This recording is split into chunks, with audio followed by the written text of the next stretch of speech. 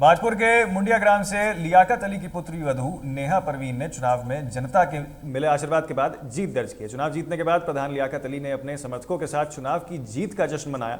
वहीं जबकि ग्राम वासियों ने भी लियाकत अली का फूल मालाओं से जोरदार स्वागत किया है। देखिए, जनता ने जो है हमें आशीर्वाद दिया 5वीं बार, क्योंकि सबसे बड़ा महत्व जो है जनता का है। क्योंकि जनता जो है वो उन्होंने आशीर्वाद दिया और हमारे गांव के माँ बहनें, भाई बहन, जितने भी हमारे गांव की हर वर्ग के लोगों ने मुझे जो है आशीर्वाद दिया और 5वीं बार ला के फिर हमें जिताकर और हमें काम करने का और विकास करने का आशीर्वाद दिया हमें। और हम इसीलिए जो है बनते आ रहे लगातार, क्योंकि हमारा विकास है और हम विकास में ही जीत रहे हैं। कांवड़ यात्रा के दौरान पूरी यात्रा को सकुशल संपन्न कराने के लिए मंगलौर के प्रमुख समाज सेवक नरेंद्र शर्मा ने और उनके बेटे राजेश शर्मा ने मंगलौर कोतवाली के अधिकारियों और सिपाहियों के साथ यूपीसीएल के अधिकारियों का भी सम्मानित किया। इस मौके पर भारतीय किसान यूनियन के नेताओं ने भी शिरकत की। वहीं नरेंद्र शर्मा ने कहा कि कांवड़ यात्रा के दौरान अधिकारियों और कर्मचारियों की अहम भूमिका रही है, जिसके लिए वे सम्मान के हकदार हैं। कार्यक्रम तो छोटा सा कार्यक्रम था। कांवड़ मेला में जो हमारे सम्मानित पुलिस और बिजली विभाग, इन्होंने बड़ा अच्छा कार्य किया।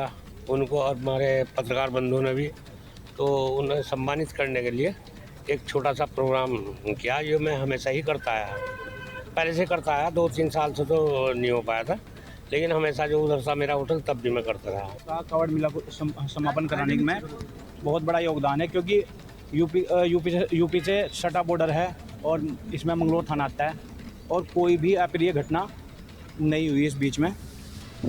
इसलिए मंगलौर थाने का और हमारे बिजली विभाग का भी बहुत बड़ा योगदान रहा है।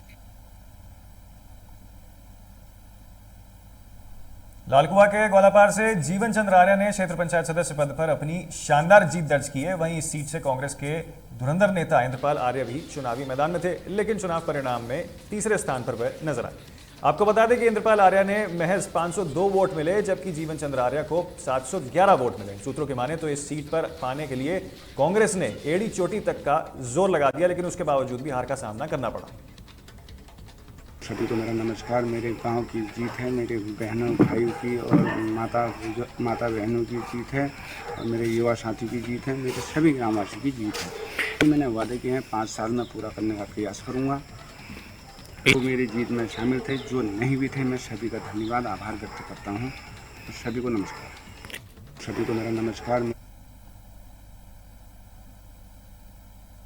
भीड़भाड़ और धार्मिक स्थलों में अतिक्रमण हटाने पर सिंचाई विभाग ने भी मोर्चा खोल दिया। आपको बता दें कि यूपी सिंचाई विभाग ने अपने जमीनों पर कब्जा जमाए लोगों को लिए खिलाफ नोटिस जारी करना शुरू कर दिया। हरिद्वार हेडवर्क के एसडीए भारत भूषण ने बताया कि सिंचाई विभाग ने सख्त रुख अपनाते हुए 15 दिन में नोटिस जारी करने के आदेश दिए।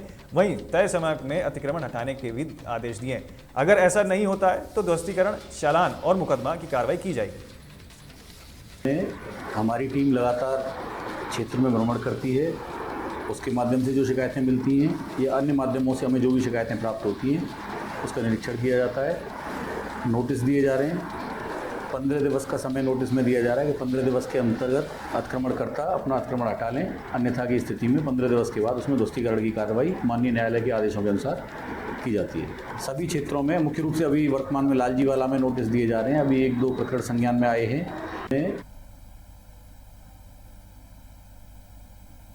हरिद्वार के हर की पौड़ी में देश के अलग अलग स्थानों से आए मुल्तान समाज के लोगों ने मां गंगा के साथ दूध की होली खेली। उन्होंने होली खेलकर गंगा को स्वच्छ रखने का भी संदेश दिया है और गंगा के कल्याण की प्रार्थना भी की है। दरअसल मुल्तान जोत महोत्सव के 115 साल पूरे हुए हैं और समाज के लोग महोत्सव के दिन हरिद्वार में जोत जलाते हैं और यह परंपरा 1911 से चली आ रही है। तो देखिए, आपको दिखा रहे हैं किस तरीके से यहाँ पर दूध की होली जो है वो मुल्तान समाज के लोगों ने खेली और लेकिन साथ में ये भी संदेश दिया है कि देखिए गंगा को स्वच्छ रखना है। उन्होंने इस प्रथा को कायम रखते हुए 115 साल पूरे होने पर जोत जो है वो जलाई और आपको बता दें कि देखिए परंपरा 1911 से चलती हुई आ रही है। मुल्तान से पैदल जाके जो जोत को आए थे, आज नई पीढ़ी इस आयोजन को आगे बढ़ा रही है। हम समाज के लोग यहाँ पर उपस्थित होते हैं।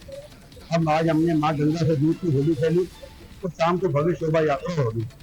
ये पर्व केवल मुल्तान का नहीं बल्कि हर समाज का हो चुका है। आज धूमधाम से हम ये पर्व मना रहे हैं।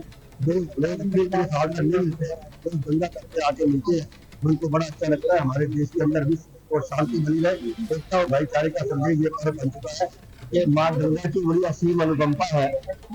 मेरे को लगातार 3रा वर्ष है आने को यहाँ पर। 115 वर्ष पुरानी ये हमारी सनातन संस्कृति है और माँ गंगा की गोद में आकर सिर्फ एक ही भाव मन से निकलता है कि देश माननीय प्रधानमंत्री की नेतृत्व में समृद्ध हो, शांति हो, समाज में भाईचारा बढ़े, सब लोग प्यार से रहे और माँ गंगा अपना आशीर्वाद सबसे बनाए रखे।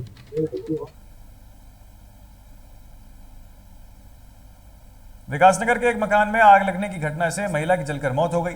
आग लगने की सूचना मिलते ही पुलिस तत्काल मौके पर पहुंची, जहां मकान मालिक ने शव की पहचान अपनी पत्नी 51 वर्षीय पत्नी के रूप में की। वही घटना के बाद पुलिस का कहना है कि बेटा जो है वो मौके से फरार है। इतना ही नहीं, घटना के बाद घर से 30,000 रुपए भी गायब बताए जा रहे हैं, जिसके बाद पुलिस शक के आधार पर बेटे की तलाश में जुटी हुई। मैं ड्यूटी पर था और यहाँ से पड़ोसी ने फ़ोन किया, धुआं निकल रहा है बोला। तो मैंने बोला देखो कहीं 2 दिन से कुछ गाड़ी नहीं आई है, तो कूड़ा जला रही होगी वो। नहीं, ऊपर धुआं बाउंड्री से बहुत निकल रहा है। फिर मैं आई पड़ोसी आए यहाँ पर, इन्होंने देखा तो बोला धुआं निकल रहा है, दरवाज़ा बंद है, दरवाज़ा खुला हुआ है, ये ताले टूटे हैं बोला। तो दूसरे मैंने पड़ोसी में जाके उसको मैंने फ़ोन किया, जो दुकान वाला था, फिर आप जाके पता करो, फिर मुझे फ़ोन करना। तब तक फिर मैं वहाँ छुट्टी से भाग के आ गया 15 मिनट में। फिर क्या पता चला आपको? पता क्या चला, अंदर तो अंदर जाने की जगह धुआं था पूरा। रामबाग वार्ड नंबर 5 मीना जैन वाली गली से धुआं निकल रहा है। तो इस सूचना पर पुलिस जब वहाँ पहुँची तो वहाँ पर श्री संजय सिंह राणा, जो कि आसन बैराज में सुरक्षा गार्ड थे, उनके द्वारा बताया गया कि ये इनको फौज से द्वारा सूचना दी गई उनके घर से धुआं निकल रहा है। जब वो इस सूचना पर घर आए तो उन्होंने देखा कि उनकी पत्नी जली हुई अवस्था में पड़ी हुई है और इस सूचना पे हमारे द्वारा फील्ड यूनिट को भी बुलाया गया, जिनके द्वारा आवश्यक साक्ष्य वहाँ एकत्रित किए गए। मैं ड्यूटी पर। फिलहाल के लिए खबर उत्तराखंड में मेरे साथ इतना ही। जल्द होंगे हाजिर, आप देखते रहिए सारे अपडेट्स के लिए तहलका डिजिटल।